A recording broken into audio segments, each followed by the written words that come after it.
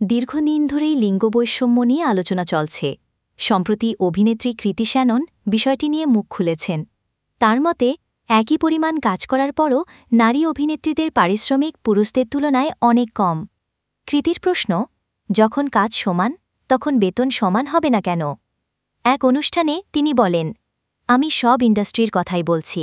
কিছু কাজের ক্ষেত্রে লিঙ্গ কোনো বিষয় নয়, অথচ সেখানেও পারিশ্রমিকের পার্থক্য চোখে পড়ে। তিনি আরও উল্লেখ করেন, নারীকেন্দ্রিক সিনেমা হলে বাজেট কম ধরা হয়, কারণ প্রযোজকেরা ধারণা করেন যে এ ধরনের সিনেমা ততটা লাভজনক হবে না। কৃতির মতে, এটি এক ধরনের চক্র। যখন নারীকেন্দ্রিক সিনেমা ব্যবসা কম করে, তখন অভিনেত্রীর পারিশ্রমিকও কম রাখা হয়। আবার সেই ধারণাই পরবর্তীতে আরও বৈষম্য তৈরি করে।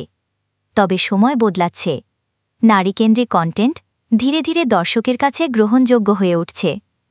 তিনি প্রযোজকদের ঝুঁকি নিতে উৎসাহিত করে উদাহরণ দেন গত বছরের হিট সিনেমা ক্রু-এর। কৃতি শ্যানন, কারিনা কাপুর খান ও টাবু অভিনীত এই সিনেমা ১৫৭ কোটির ব্যবসা করেছিল।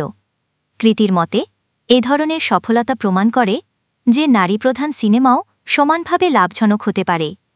তাই এখনই সময় সমান কাজের জন্য সমান বেতনের নীতি কার্যকর করার।